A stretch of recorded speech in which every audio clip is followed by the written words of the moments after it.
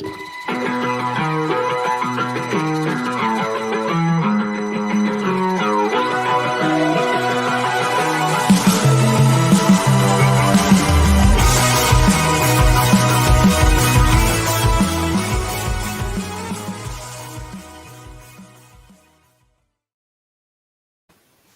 everybody, and welcome to At the Book here on a Thursday. Although none of us are at the book, we're all remote and live. We had so much going on at Caesars. We are all wrapped up in stuff. We are home this weekend, but we're at the book nonetheless here on a Thursday. What's going on, fellas? Devin Jackson, Spencer Urquhart. Devin, how are you today? Doing pretty good. Watched that thrilling game last night with the Pelicans. They were able to, pretty much control the game from the second quarter on, and it shows you that when the team is winning, the city will be behind it, and it was a great atmosphere. I know you were at the game last night, so I'm sure you can speak more to it. Yeah, it was crazy. Little pre-wedding present for my son who's getting married this weekend. So we enjoyed it. We had a good time. Spencer, what'd you think last night? Oh yeah, I was really pumped about that, man. That was an awesome W there for the Pels.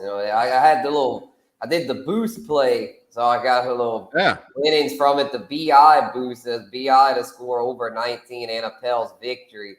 It was with plus 100. I was like, I'll take that, because the spread, I wasn't too comfortable with the spread. I know they covered it. And then the money line, I felt good about the money line, but it was just like so much in their favor to where you weren't going to win much by betting on it. So I did the boost with Ingram and it paid off. Yeah, I did the boost that we ran this morning or yesterday rather.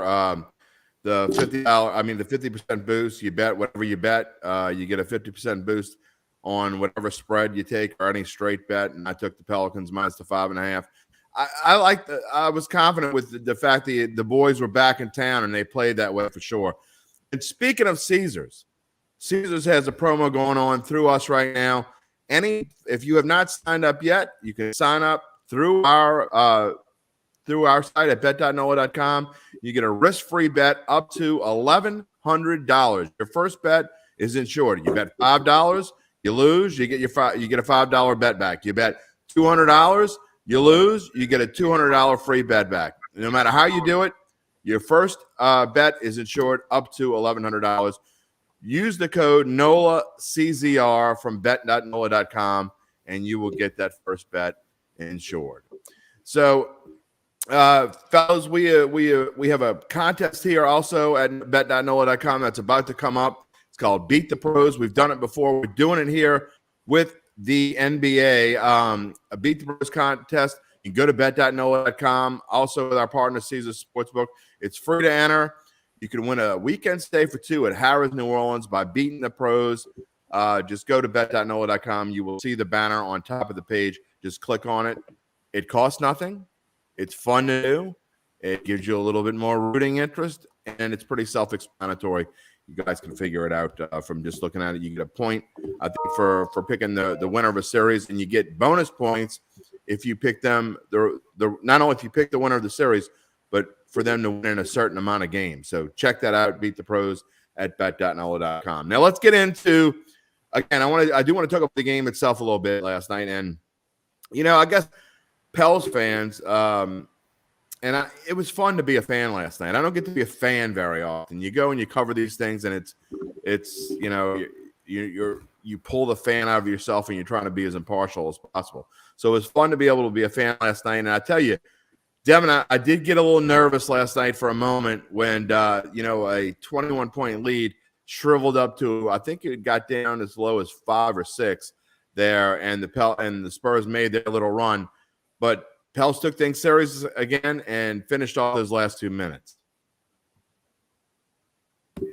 Yeah, and you had to figure that the Spurs with Greg Popovich on the sideline, they would make one final run in the game. He's a 5-time champion. The team is young and Brazilian. I mean, for them to even get to this point, it's been kind of a journey for them too, especially over the last couple of weeks with Murray. He's been in and out of the lineup with an illness. So for them to even get to this point, it was pretty amazing for them too. they were a young team just like the Pelicans, and both teams are kind of learning how to win on the fly. And you saw the Pelicans, kind of, let their foot off the gas a little bit after that, third quarter explosion. But you had to think the Spurs were going to give one final punch, and I think they did that. And it showed that, the Pelicans were able to withstand that and really feed off the home energy crowd. and it was for them to close out the game the way they did last night is encouraging, because we know they were a better road team this year than a home team. And for them to be able to do what they did, I think that sets them up for a good chance to potentially win, on Friday night or tomorrow night when they play the Clippers in LA. Yeah, it's a quick turnaround, Spencer. They do go straight to LA, and they face the Clippers team that they, I think, well, we just lost Spencer, but we'll continue talking about this, Devin. I think it's important to talk about because although they beat the Clippers the first 3 times they played them, they did so without Paul George there. And so now that he came back, first game they play him when he comes back is a good thing. I think they got to play him. I also think it's a good thing they got waxed. So they'll be up and ready and know they're going to have to bring their A game to win at LA this weekend or tomorrow. Yeah, they're going to have to play some of their best basketball. But, I mean, now with Brandon Ingram and CJ McCollum in the lineup, they're 9-2 this season. So I think that's an encouraging sign for them that they have their top 2 scorers. Even though the Clippers have gotten Paul George back, they're not going to have Kawhi Leonard until likely next season. So I think it's going to be important for them or for the Pelicans at least, to get off to a good start. Because, I mean, last night they didn't really get off to a good start. After that CJ McCollum bucket, they went down like 8-2 in the first couple minutes of the game. So for them, they're going to have to start off fast. And then I think, Willie Green is starting to figure out that Devontae Graham probably can't play in more than a couple minute spurts, which we talked about a couple weeks ago. Just not having a scorer on the court kind of hurts the Pelicans when they have to sit Brandon Ingram and CJ McCollum. So I think it's going to be important for them going into this game, understand that, Herb Jones is probably going to see a lot of time on Paul George, and he's going to have to do another terrific job like he did on Murray last night. But it's going to be very crucial for the Pelicans to get off to a good start the game. Yeah, I thought Herb was great. I thought a lot of the, B.I. and McCollum did their normal thing. Jonas Valanciunas did his thing. But I thought that the other guys did. Even Jackson Hayes, who didn't score, he played solid defense and did what he had to do. And if you look, you could put the graphic up for tomorrow. The Clippers are a 4-point favorite going into the game tomorrow night. The L's on the money line. If you think they're just going to win straight up, you're getting plus 155. I think that's a good number. I'm not quite ready to make a prediction on that, but I do think the Pelicans are going to come out to play and be ready to go. And again, I think going out to the West Coast, getting beat as bad as they got late in the season, even though Brandon Ingram wasn't playing in that game, I think it was a really good thing for them because they have to realize now that, hey, this is a tough game. I mean, not that they didn't think it would be a tough game anyway, but I think you're going to see the Pelicans A game last night. It did not faze them at all. The big crowd, the playoff atmosphere, the sellout crowd, they got behind early, Spencer, and I think that, that also kind of helped a little bit. Getting behind early, I think they were down 8-2, then 10-4, and didn't kind of take charge until I think towards the end of the first half, they started to impose their will a little bit. They had that little run at the end of the first quarter. B.I. had the fantastic dunk and then the Euro move and gets his points there, and McCollum with an incredible second quarter. But I think the fact of what they had to go through last night and then hold off a Spurs run is going to help them tomorrow night. Yeah, most definitely. CJ really put the team on his back, and that's kind of what I was thinking heading into last night was that with CJ there, his experience and the rest of the talent they've got with the B.I. and Jonas should be able to take them over the top. And sure enough, it did. Had a pretty commanding win. So yeah, feeling pretty good about against the Clippers. Hopefully they can pull it off. It's going to be tough, but I do very much like the Pels with the points there. I'll take them with the +4. All right, we're going to have Rod Walker on in about 5 or 10 minutes. He's going to come on, and we're going to talk more about the Pelicans. And tomorrow I'm going to talk about a lot. It's going to be mostly Pelicans tomorrow, a little bit of NFL draft talk, and a little bit of USFL. We'll get into that later. I'm going to have Gus Cattingill is going to be my guest of ESPN Radio New Orleans tomorrow. He's also the pregame host of the Pelicans show. He will be on Datitude tomorrow morning, so that should be fun. Again, we'll talk about the USFL. The New Orleans Breakers. New Orleans Breakers, boys and girls. Do you know what we're talking about? The United States Football League is back. And for those of you younger than, let's say, I don't know, if you're younger than 45, you don't remember the Breakers playing here back in the 80s. But they did play here for 1 year in the old USFL. Buford Jordan, if you remember, Saints running back in the day, played for that Breakers team. We had a ton of USFL talent that ended up playing for the Saints and making the Saints a really solid team. Bobby Adair was a member of the Michigan Panthers, I believe, and also the Oakland Invaders. So we had Vaughn Johnson, Sam Mills also played in the USFL. Lots of USFL talent, and I think the NFL now kind of partnering with the USFL is going to help that. We're going to get into that a little bit, but I do want to talk. We're still in the NBA because look. We've got I think this play-in tournament, I'm not a huge fan of 10 teams making the playoffs, okay? I think anyone who's listened to me longer than a day or two knows that I think too many teams in the playoffs is kind of silly. But I will say this, at least it's entertaining. And tonight we have the second game, if that makes any sense, of the play-in tournament. In the Eastern Conference, you got the Hawks and the Cavaliers. Somebody's moving on to the real playoffs. Somebody's going home. Spencer, Hawks -2.5 on the road at Cleveland. I think I like the favorite here, even though they're on the road. Given 2.5, not much there. Look, I know the Cavaliers have had their moments, and that you can't judge what they did by playing against the Nets, who it's ridiculous they were a playing team. We know the story about the Brooklyn Nets this season, but I think you're getting a good value there at -2.5 with the Hawks.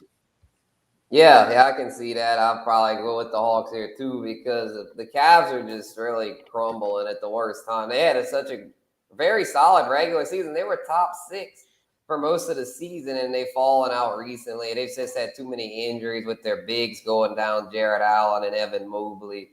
I mean, Darius Garland can only do so much over there. I mean, Kevin Love's old as dirt. So, yeah, they just – I mean, they're why did old as dirt talk, buddy? Yeah, you're right. Yeah, they're a good story, but yeah, I'm going with the Hawks here. Trae Young's on him. He's gonna try to go on another mission, man. That dude always seems to show up when it matters. He had a great run with the Hawks last year and could do it again possibly. Devin, no offense to the Cavaliers, but I guarantee you the whole Eastern Conference side is hoping the Hawks lose this game. Nobody wants to play Trae Young. I mean, this guy's on fire right now. He is outstanding. I mean, we knew that he would be, but I think he's even better than most people thought he would be. Well, I think when the pressure amounts for him and his team, you see him rise above it. We saw, and it's funny now what he did to the Knicks last year or a couple of years ago. People still hate him. And it's hilarious to see that no matter what's going on, Trae Young has just been hated around kind of the country or in New York specifically. So I have a feeling he's going to have one of those vintage-like games like he did in last year's playoffs where he puts on a show. And I think the Cavs are kind of victim to inexperience. They haven't been here before. Or in quite some time. And we saw it happen with the Hornets and Hawks a couple of nights ago, or last night, I should say. But it just, once you get to this playoff time, you have to have go-to players, and Trae Young is going to be that go-to player. And the Cavs have had a great season. They have great young talent, but I just don't think they're ready yet to put it all together. Well, although Atlanta is much closer to Miami than Cleveland is, I guarantee you the Heat are rooting for the Cavaliers tonight because they would much rather play the Cavs who are going down than the Hawks who are just solid. Let's get back to the Pels for a minute and let's bring in our columnist. Advocate columnist Rod Walker is with us, and he knows all about the Pelicans. I'm sure I did not see you there, but Rod, I'm assuming you were at the game last night. Pelicans did kind of what we expected them to do. The gang's back together. They're playing healthy. when these guys are together, when C.J. McCollum and Brandon Ingram and Eunice Valanciunas are together, they're really almost as good as anyone, maybe minus the top 3 or 4 teams in this conference. Yeah, Jim. Can y'all hear me okay? Yeah, you're good. Okay, I didn't know if I was unmuted or not, but yeah, this is a really talented team, and I actually picked them to win this game by I think I had them winning by 12 or something. I ended up winning by 10, but I just really think this team, when you got all the pieces together, I think they're really, really good. And just CJ and BI, I mean, they're like 9-2 together now since the All-Star break, so they're really just playing really well together. And when they're doing that, they're a hard team to beat. And then you got these guys that coming off the bench who, I mean, like Jose Alvarado, who's a undrafted rookie who nobody knew he was going to be able to – he'd be one of the stars of the game last night, but there he was. The moment wasn't too big for him. And I just think that says a lot about this team. What do you think now, Rod, going to L.A.? And obviously we talked a little bit about before you got on, but, facing a Clippers team that you beat 3 times, but you did it without Paul George. Now they have him back. They've been playing much better. But at the same time, and they're also coming off a game where they're probably pretty ticked off after losing to the Timberwolves when they had the game won. I'm not sure what happened there. But I think it helps the Pelicans the fact that they just went there and they just got their keisters kicked. And now they're going back over there. I think this is going to be a different team that you see tomorrow. I think it's going to be an outstanding basketball game. I think so, too. I mean, the Pelicans are kind of playing with house money now. I don't think anybody's expecting them to win. No doubt. I really think they have a really legitimate shot. Like you mentioned, I mean, they've beaten this team 3 times already this season, so they know they can do it. And, my biggest concern about the Pelicans is just, man, it's such a short turnaround. I mean, you play on Wednesday, and then you have to turn right back around, fly all the way to the West Coast and play. But, I mean, it's a late-night game, so they have their legs under them. And I think a lot of what we saw Wednesday night can carry over into this game. And if so, I think they can do really well. A big key for them, I think, is going to be obviously stopping Paul George. And I think Herb Jones is a guy that, we saw what he did last night against DeJounte Murray. So he's a guy that can probably get the job done. If they can keep Paul George from going crazy like they did Murray last night, I mean, I think they have a shot. Rod, what worries me is not just a quick turnaround, and I'm going to let my cohorts ask you a question when I'm done, but with this one. But what concerns me is not just the fact that it's a quick turnaround, but that you have to fly all the way to L.A. and your star, Brandon Ingram, who has a sore hamstring, is going to have to sit on an airplane for 4 or 5 hours or whatever it is. And he's going to have to work it out. He's going to have to warm up probably maybe longer than possible. So that does concern me a little bit that he played as much as – he probably played more than I expected him to play last night. I didn't like that boost with the 19.5 because I didn't think he was going to play long enough to score 19.5 points. But he did. He got the points. And so now flying across country – in less than 48 hours and having to play another full game because they're going to need him at full strength against the Clippers. Yeah, that's definitely a concern. That's why I mentioned, that flight. I mean, I just think, again, that's a very, very short turnaround for such a long trip. And against a really good team. I mean, this Clippers team has been, they finished the season as an 8th seed, but they were really good all season long. And, credit Ty Lue for keeping that team afloat because they were without Kawhi Leonard and Paul George. And, Paul George just came back. So for him to even have this team playing as well as they have is, just says how much he's, speaks volumes about the job he's done for them. And I'll cut in here. Trey Murphy has been a surprise rookie for the Pelicans as well. What have you kind of seen from him? And do you think he'll be kind of a factor in Friday night's game coming off the bench and kind of providing a spark for that second unit for the Pelicans? Yeah, I think he will. A lot of times people talk about these coaches shortening their bench during the playoffs, but I mean, the Pelicans are still, pretty much. I think they went 9 deep yesterday. I don't know if I can't remember Billy Herman Gomez played. Billy never came in. Yeah, he never. Yeah, yes. I think he went 9 deep last night. But yeah, this is a team that, Willie Green, he believes in these young guys. He's letting Trey Murphy play, key minutes in a big game. Again, we mentioned Jose Alvarado, and obviously we've been talking about Herb Jones all season, another rookie. But, he had Herb Jones and Jose closing out the game last night, a do-or-die game. So, I mean, to have 2 rookies doing that says a lot about this team. And but, yeah, Trey Murphy's a guy that, if they can get any kind of steal some minutes and some points from guys like that, and they kept out. Because we know that Brandon Ingram, C.J. McCollum, and we know what Jonas is going to do. I mean, they scored 81 points together last night, those three guys. So if you get that kind of production from them, anything you get from anybody else is just, just gravy. So, and again, they got that from Jose last night. He got those 10 points in the first half to kind of keep things going. Spencer, you got a question for Rod? Yeah, go. Yeah, I do. Yeah, so Rod, I know that the Pels, like but BI and CJ, of course, get most of the attention as far as being the go-to guys. But the bigs chip in a lot, Jonas and then Jackson Hayes. So how big of a factor do you think that the big men will play against the Clippers?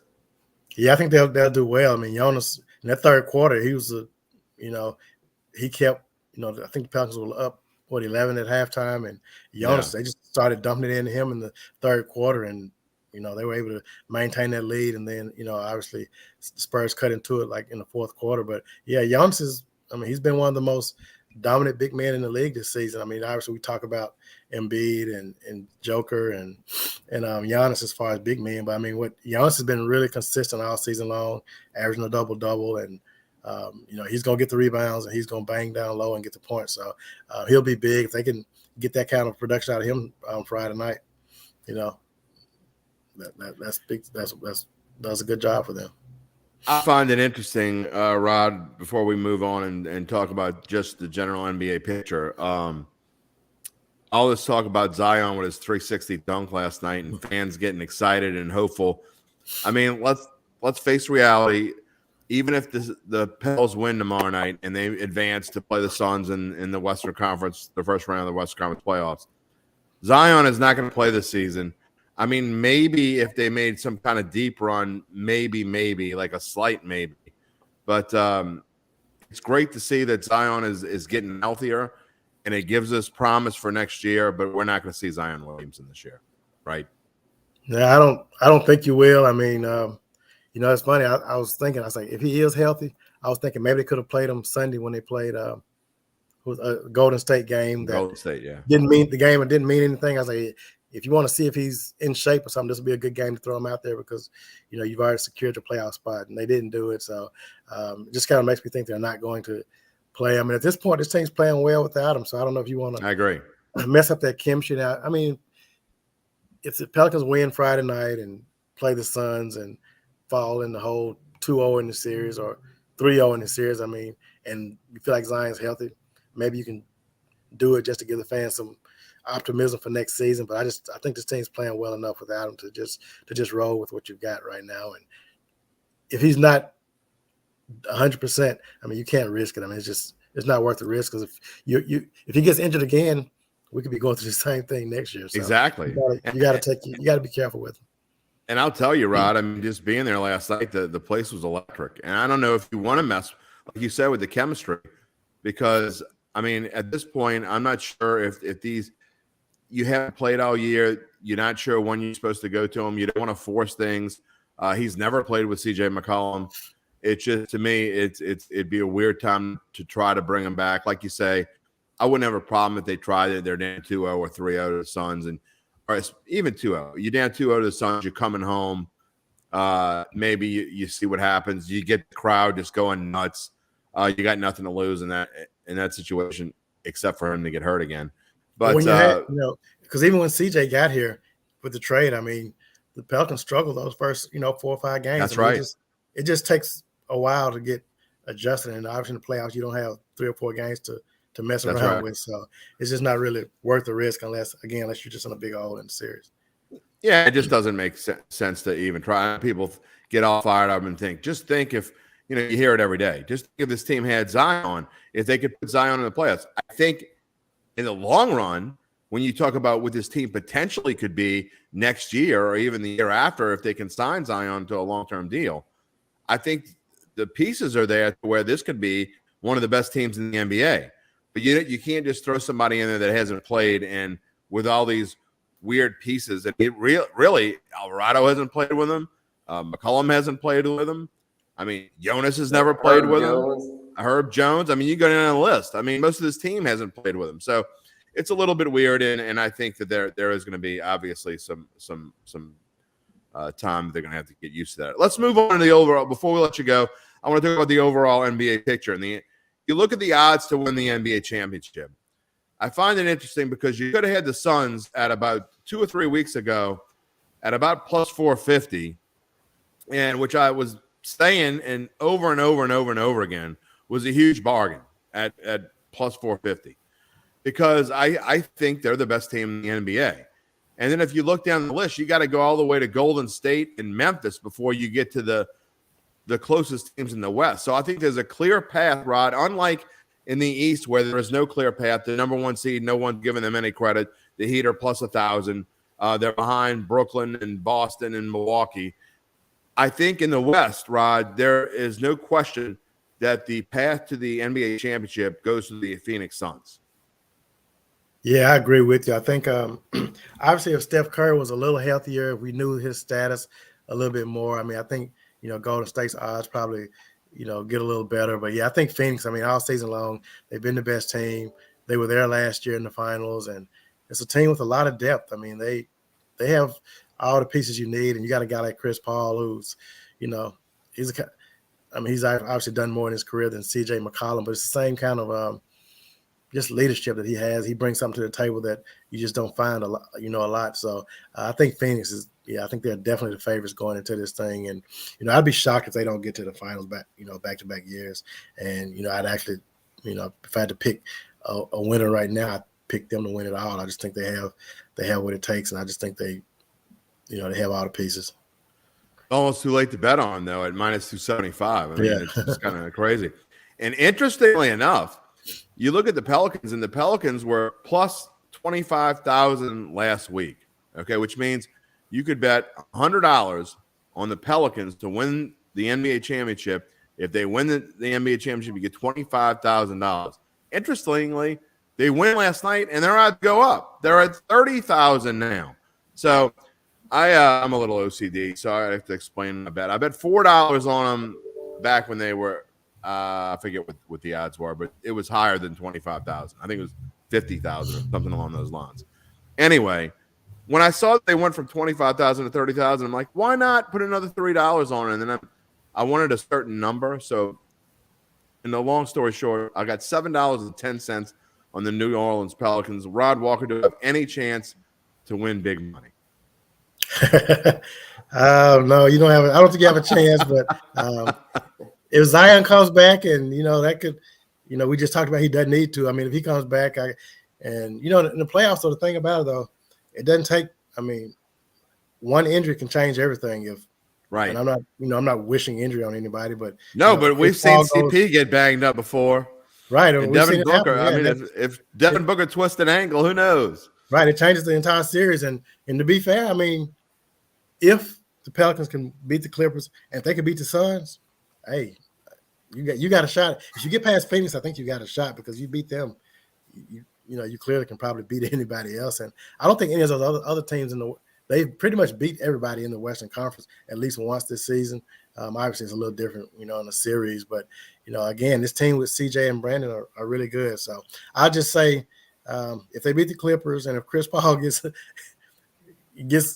some kind of setback or Devin Booker, I think you got a shot. So you're saying there's a chance. There's a chance. All right. That's all. Before I pass the baton off to Devin, but I think that really the thing is, here's the weird thing about a series, and we see it in baseball all the time.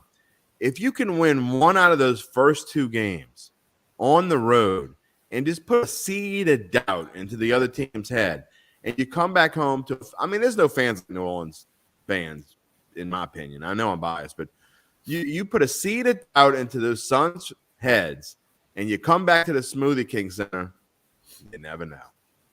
You never know, man.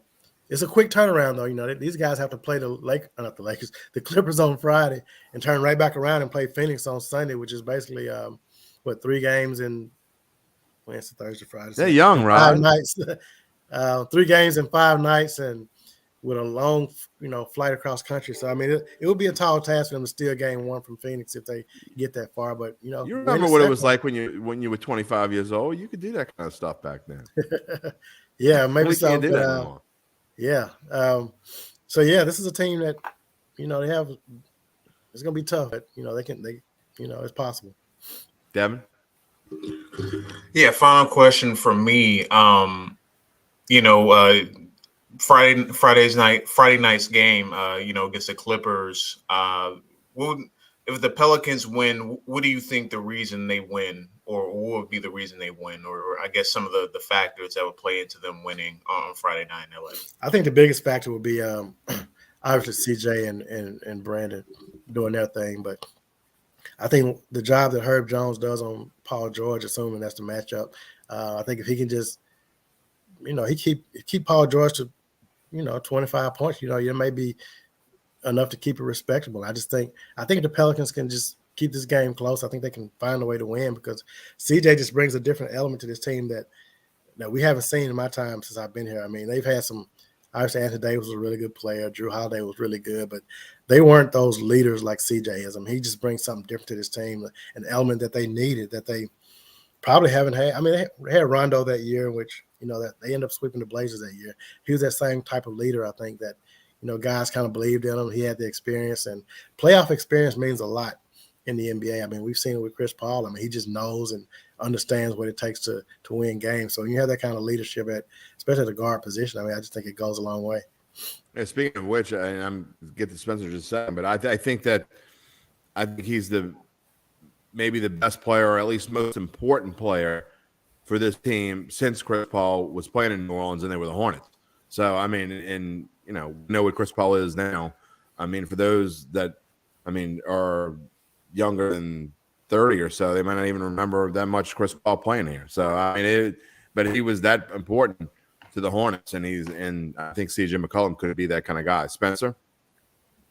Yeah, I had a question about the matchup of the role players. I know the Clippers have a deep bench, a lot of strong role players. How do you feel that the Pels young bench with all the rookies there matches up with the Clippers? I think they, you look at the bench, you talk about the young guys. I keep talking about Jose. He's fearless, as you saw last night. I mean, he wasn't afraid of what was a pretty big moment. Trey Murphy, he was just, he didn't really give a lot last night, but he contributed. But I think you look at guys off the bench, you look at that second, they call them the second line, which, since they're in New Orleans, but guys like Larry Nance Jr., who, I mean, he's a guy that's been in the playoffs before, so he understands it. Who am I leaving out? Devontae Graham. We haven't talked about Devontae Graham. Yeah, he hasn't played very well lately. Yeah, he didn't play a lot last night. I mean, he got in there for a little while, but if he can get going, but he's been pretty inconsistent, But again, if you can get anything out of the bench guys, I mean, they can give you 30 points or something like that. You 20 to 30 points or something, that's probably good. So you just kind of looking for those guys to be able to help out. But this team is going to need the big, quote unquote, the big three to carry the load. I think the bulk of the load. Yeah, I found it interesting that Devontae Graham was the first replacement to come in, I think, other than Trey Murphy when Ingram got two quick fouls. But Graham didn't play very well. Jose came in and did play well, hit the 2 threes right away and hit another 3. But I think we only saw Devontae Graham like another couple minutes after Jose came in and played well. That's a pesky little bugger, man. You do not want him guarding because he's just a pain in the keister. He is, man. And, I think – I talked about them shortening the bench like teams doing the playoffs, and I think, we're going to obviously see Jose get a lot of those minutes that Devontae was getting. I think he's produced in big moments, and I think you can't deny that. And I think I think Devontae's minutes could, it could shrink even more over this next game just because of how well Jose's played.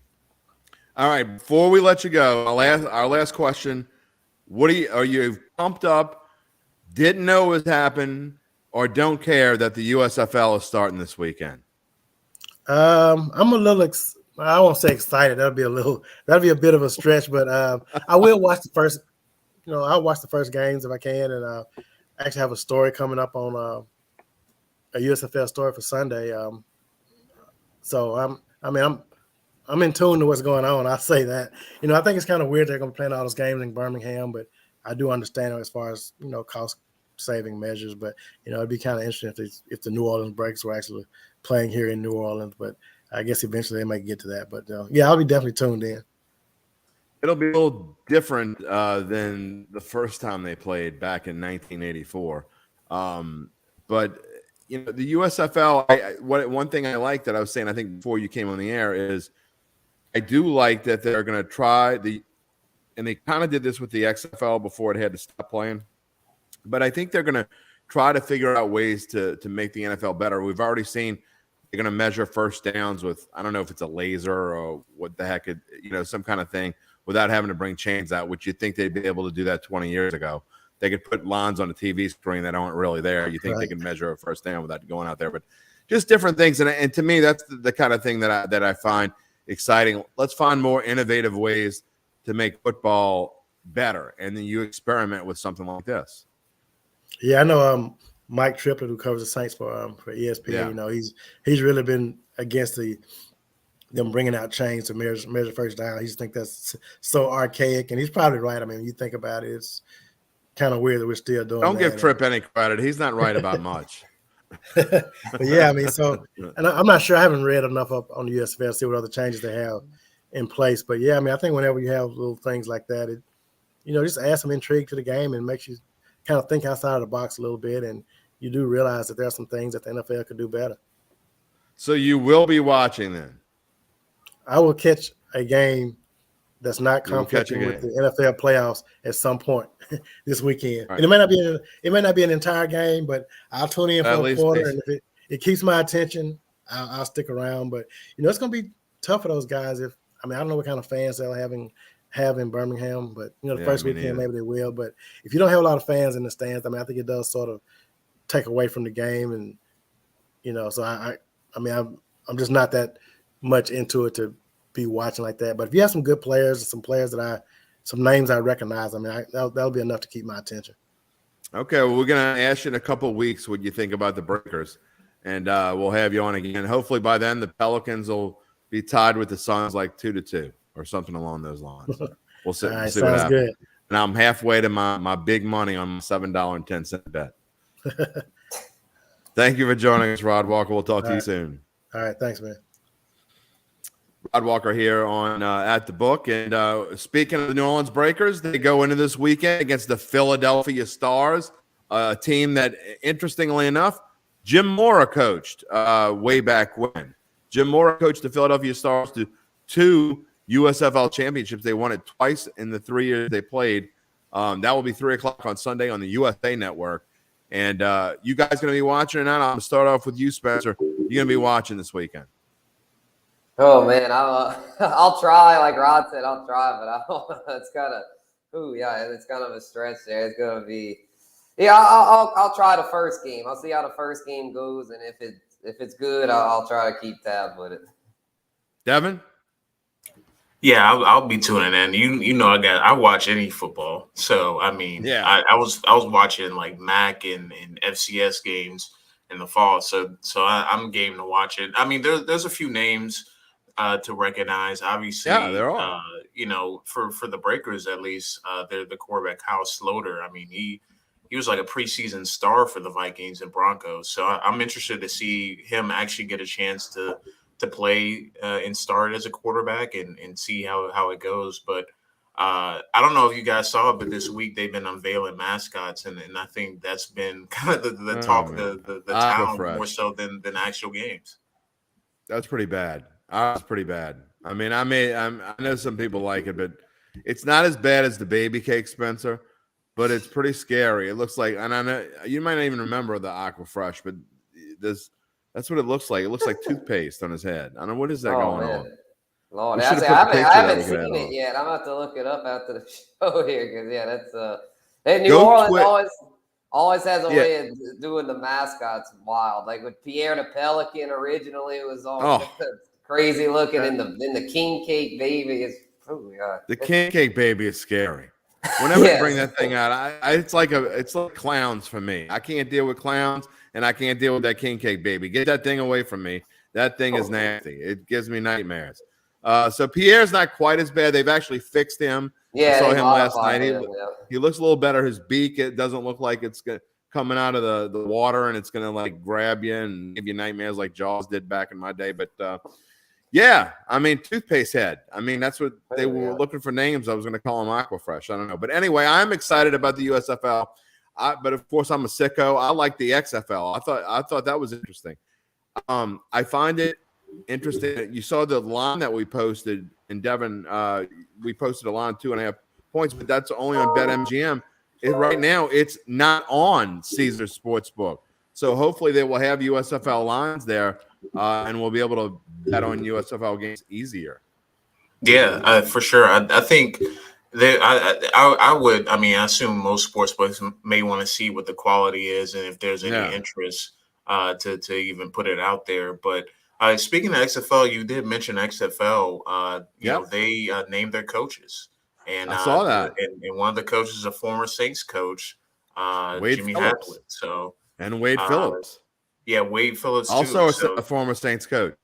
Yeah, so a couple of former Saints coaches named to the coaching pool, and I'll tell you what, you know, I think the XFL popularity is apparent, and obviously, I would love to see an XFL team in New Orleans because I think it would do really well. So would I.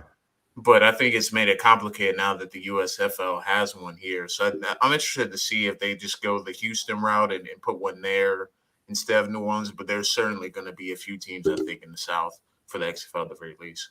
I'm also interested to see if those leagues, both kind of, sort of developmental leagues for the NFL, they're kind of USFL more than the XFL, but the USFL is actually working with the NFL. I don't know if the NFL owns the USFL or don't they own them? They bought them they settled for $1 on a trust case back however many years ago. But I'm not sure if they own them, but I know they're more in partnership. But I know the XFL was trying things and they were trying to work with the NFL to try some experimental things.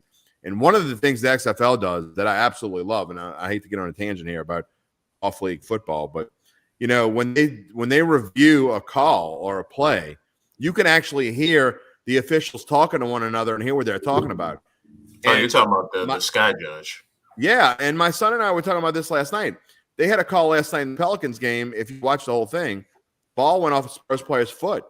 They went and reviewed it. They reviewed it for like 3 or 4 minutes and came back. I guess it was inconclusive. I didn't have it on the TV, but it was clearly off the guy's foot. I'm not sure what they think was inconclusive, but regardless, no matter what they call, I sure would like to hear their discussion and their thought process of what do they think and what are these officials talking about instead of just coming back and telling us the play stands. That doesn't tell me anything. Why does it just stand? I don't want to hear Gene Steratore tell me his opinion on why it stands or Terry McCauley's opinion on why it stands. I want them to tell me why it stands. I mean, so I think some of the innovations that we see over the course of these two leagues in the next year or two, I think they're going to have, if they work out as well as I think some of the ones in the XFL did, they're going to have to bring them into the NFL. Yeah, I think so. I mean, it's going. I think NFL is at a crossroads, right? So the NBA is always kind of evolving and changing the ways they do. And NFL has been adopting that more recently too. You know, especially with like the overtime change coming up in the next year or so.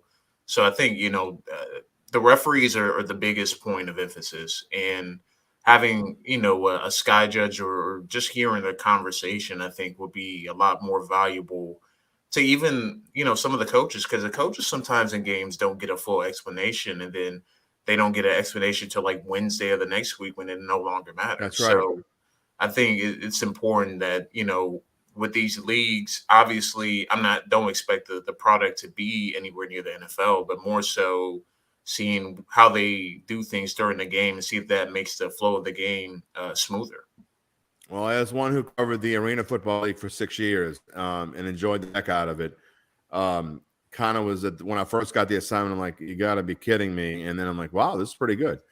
I think it could be the same kind of thing coming up here with the USFL. Spence, what's your take? Do you think that, this innovation is something that we need to look into? I'm going to be looking into what different rules they use and all these different things they use technology-wise. Oh, yeah, definitely. I feel like the NFL's got to be taking notes with this stuff, kind of like the way MLB tries to different things out in the minor leagues, like with the pitch clock and all that. So, yeah, NFL is, you always got to be innovative, especially when you're, multi-million-dollar, billion-dollar, however much they're freaking worth industry. I mean, you got to always stay ahead of the curve. And so, yeah, they're gonna take some notes and see what works, what doesn't, and whatever does work, they're going to have to do it, or else fans are going to get annoyed. And then it's like, you got to always want to keep the eyeballs on you. You don't want to lose fans to these alternate leagues.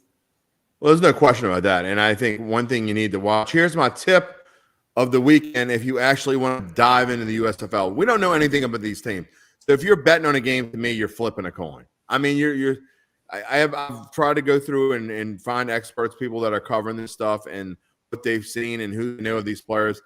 And all of them are completely guessing. So I'd be completely guessing if I gave you any tip on what I thought to bet as far as the spread goes.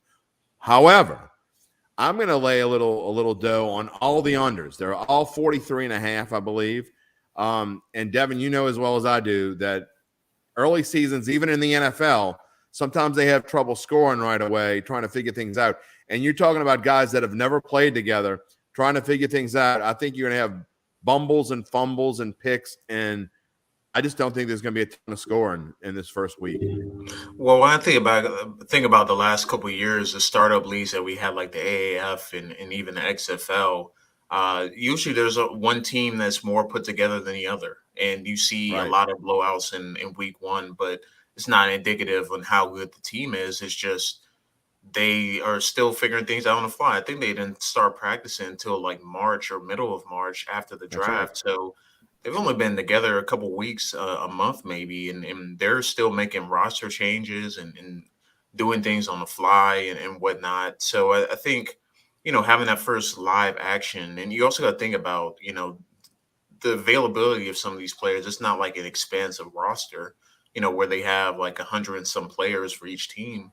So they're probably a little bit more careful on live scrimmages and doing things live before playing the game, so they don't want to get injured or have a few of the key players get injured. So I agree. I think the unders are a smart move in all these games this weekend because defenses are usually more put together than offenses, generally speaking, early in the first few weeks of the season.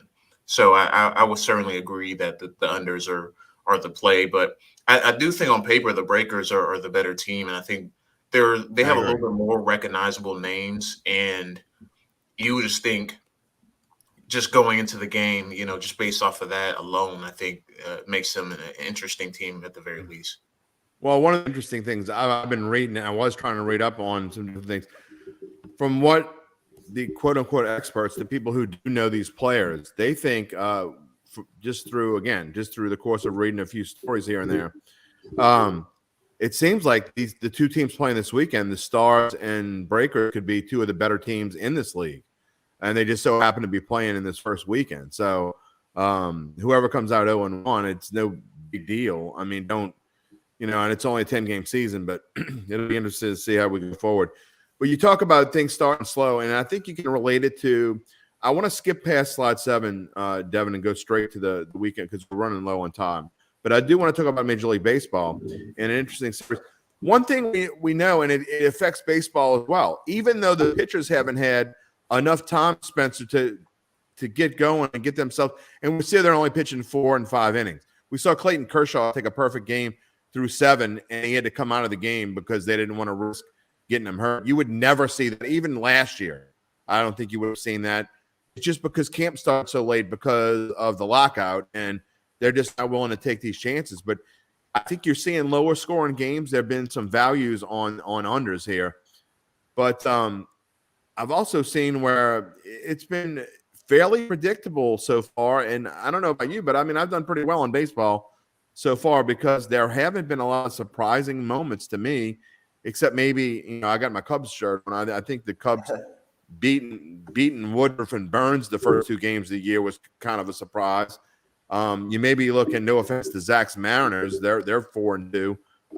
They were winning when I saw them earlier, but really, you look and there's lots of value in baseball, especially early in the year, with either unders or checking out pitchers and seeing one big pitch and name against somebody you don't know so much. Yeah, there's definitely some matchups to exploit.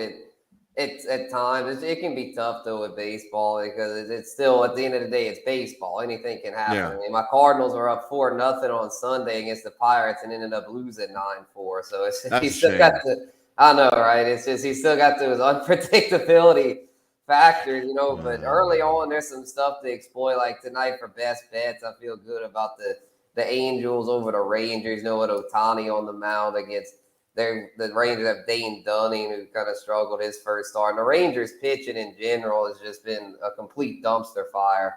But Ohtani will probably be able to help for about 10 years. In that one. For about 10 years, ever since they went to the playoffs, like 6 years in a row. Yeah. I agree wholeheartedly. Devin, can you put that slide up back one more time? Because I do want to talk about these weekends. There are some very interesting series, and especially to me, the first two. And I'm an NL guy, so I'm biased. But Cardinals and Brewers playing a 4-game set. Braves and Padres playing a 4-game set. You're talking about a Braves team, the defending World Series champions. And I'm giving this to you, Devin, because obviously, you're happy about that. And then playing at the San Diego Padres, a team that we thought would be in contention for the World Series that kind of faded at the end last year. We don't know what they're going to do. Yu Darvish looked terrible the other night. I'm very interested to see what happens in this Braves-Padres series. Yeah, these are two teams with a lot of great young talent. And, for the Braves, obviously, they still kind of a bit of a World Series hangover. They struggle out of the gate so far this season, which, it's not a big deal in Atlanta baseball. You can get out to a slow start and be just fine by the time you get to the All-Star break. But the Padres have some real firepower, especially with their bats. And I think it's going to be interesting to see how these two teams fare because, if they play up to their potential, this could be a potential series that we see in the playoffs. Obviously, with the Padres, they're going to be chasing, the Dodgers and Giants and whatnot. But I think they're still a interesting team to watch. And I think these are the two teams that, could very well be in the postseason, by the time we get to September and October. I agree, but it's so hard to think that a team that lost to the Nationals twice is going to be how do you open up you're all fired up getting your World Series ring. By the way, that might be the gaudiest and the prettiest World Series ring I've seen all at the same time. The ring was about the size of my hand. You could open it up. It opened, and you could see the stadium. It was like something. If I didn't know it was real gold and real diamonds, I would have thought it was something a kid got out of a bubblegum machine and it was a toy. It was so big and it opens up. That's just insane. But one of these days, guys, you guys are younger. A friend of mine who used to work for the paper ended up going to work for the Miami Marlins and ended up winning a real World Series ring. So you never know, guys. You might have one day. Maybe you'll be able to drink the bottle of milk, Spencer. On winner's row, what do they call that what do they call it when you in the winner's circle? There you go. You love auto racing. Victory Lane, the Victory Lane. Maybe you'll be working for auto racing circuit or somebody in NASCAR, and you'll get the rest of the milk that's left over after the winner drinks it. Hey, I'll take it. They always say that's the coldest milk. They give them. That's like the coldest. And after you been in the car for 3-4 hours, that's about as refreshing as it gets. I'd personally rather them put Heineken in there, but that's okay. Milk is fine. Ice cold beer would be all right too. Yeah, ice cold beer would be really good. All right, final thoughts. What are you guys looking for this weekend? Devin Jackson first.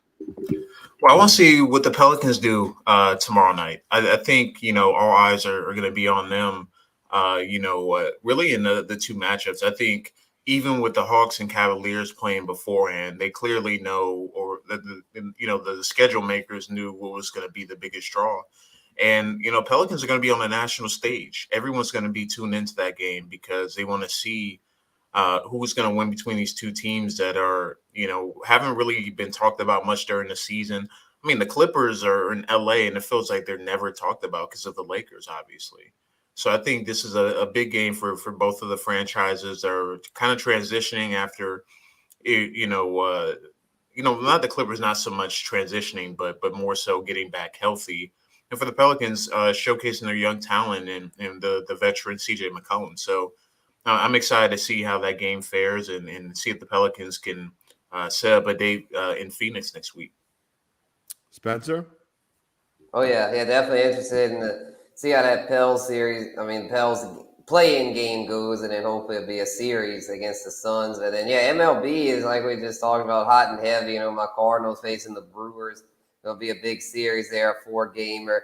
Got to at least split it, hopefully win 3 out of 4. Doubt I'll see a sweep, but you never know.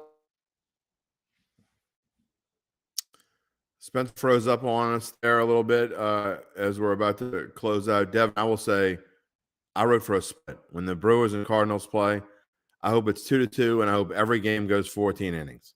So that's what I wrote for when it's Cardinals. Well, it sounds like there's some Cubs bias there to make sure the Central is locked up for Chicago. But yeah, I think the NL Central is going to be a great division to watch this year. I do. I think it's going to be fun. I do. It's going to be with those 3 teams, they got a lot of talent spread out in that division specifically. And I think, for the Brewers, they're obviously looking to get back in the playoffs again. Obviously, the Brewers played last year.